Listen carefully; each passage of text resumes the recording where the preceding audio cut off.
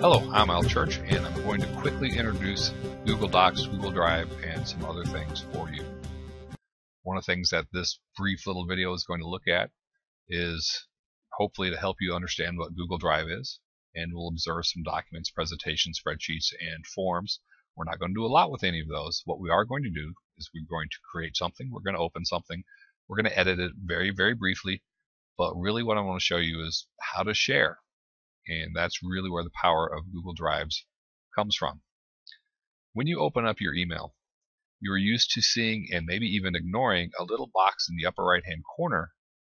And in that little box in the upper right hand corner is a little box with 9 smaller boxes inside of it.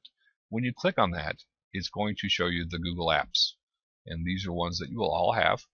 And Google Drive is the one that we are really interested in. Now, when I say Google Drive, you're used to the word drive, okay? When you ask a student to save a piece of work, or you ask a student, where did you save that? They might say, oh, I saved it on the C drive, right? Or they might have saved it to a flash drive, where you can take it out of the USB port and take it to another computer and have it. Or they might have saved it to a network drive, in which can be accessed on every computer on the school's network. Drives basically store all of our files. What's neat about the Google Drive is that it shares the files in one place that you can access from anywhere on the network. You don't have to be on one computer. You don't need the flash drive, and you don't need to be on just the school's network. You can do it anywhere.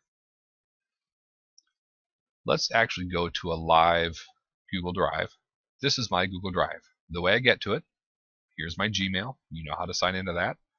In the upper right hand corner, we have our little apps box. I click that, click on Drive, and it appears. This is my Google Drive. There's everything in there, and it is separated just like my H drive on the network. I have all my files here. I have folders. Okay, so I organize my files that I'm using are up top. Things that I'm storing for later, I put into folders and stuff. And people have shared things with me. On the navigation window to the left, I can look at files that have been shared with me. If I click that, these are all the files that have been shared with me from the superintendent, from other teachers, from students. They're all there. So I'm going to go back to mine. I could click on starred and I'd see files that I've starred. I could click on recent, those are the most recent ones, etc. If I want to create a new Google document, it's going to create it in the drive.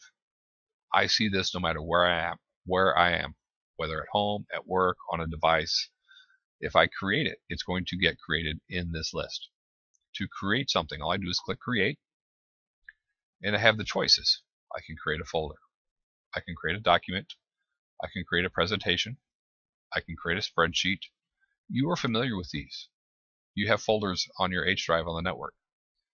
Whenever you create a document, that's your Word document, your word processor.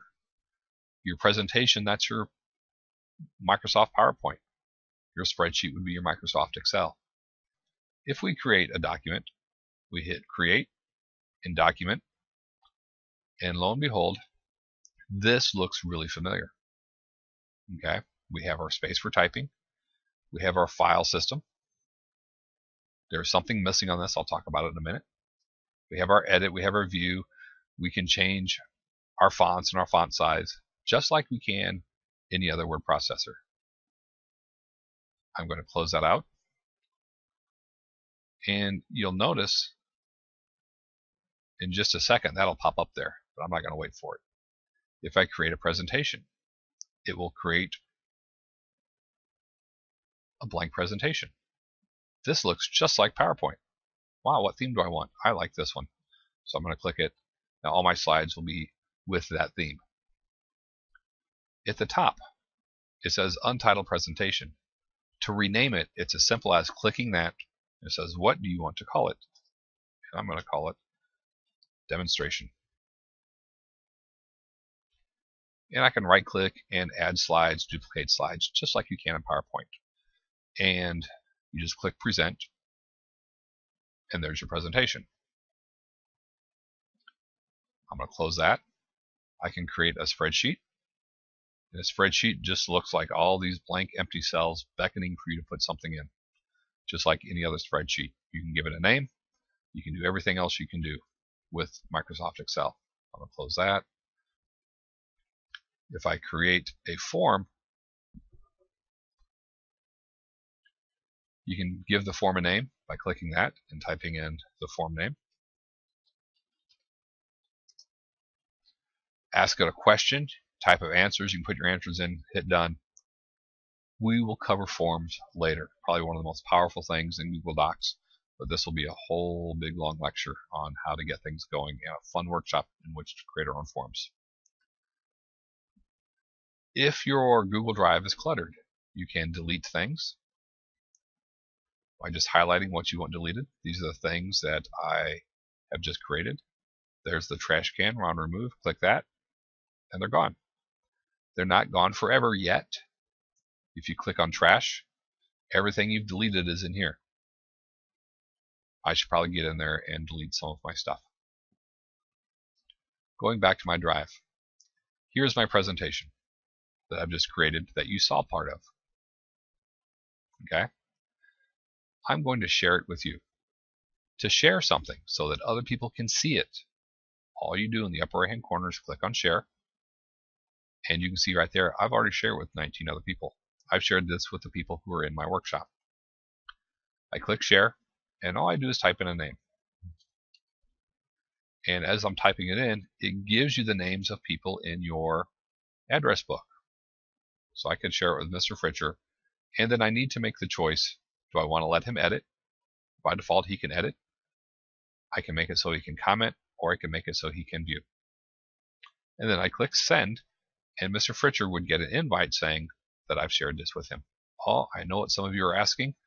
What does it look like if someone shares something with me?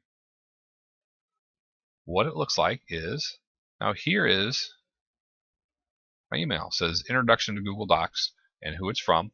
It says I shared an item with you. If you click it, there's the email. I've shared an item with you. And then this is what I typed.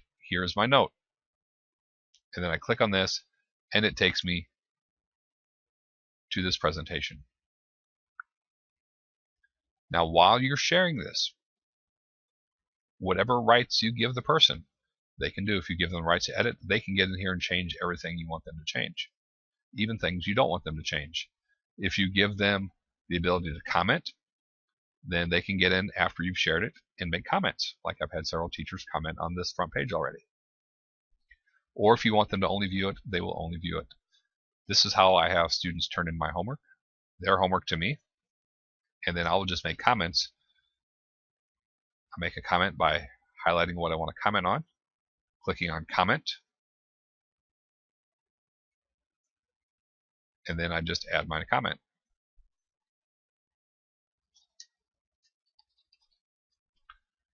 This is great, and it gives you little hints on grammar errors and spelling errors as well, just like anything else in Google Chrome. So there's my comment. All right, that is the very quick introduction to Google Drive. Try it out. Create a document. Delete a document. Share a document with me. And if you have any questions, you know my email address. churcha@ttown.k12.il.us. I'll talk to you soon. Thank you.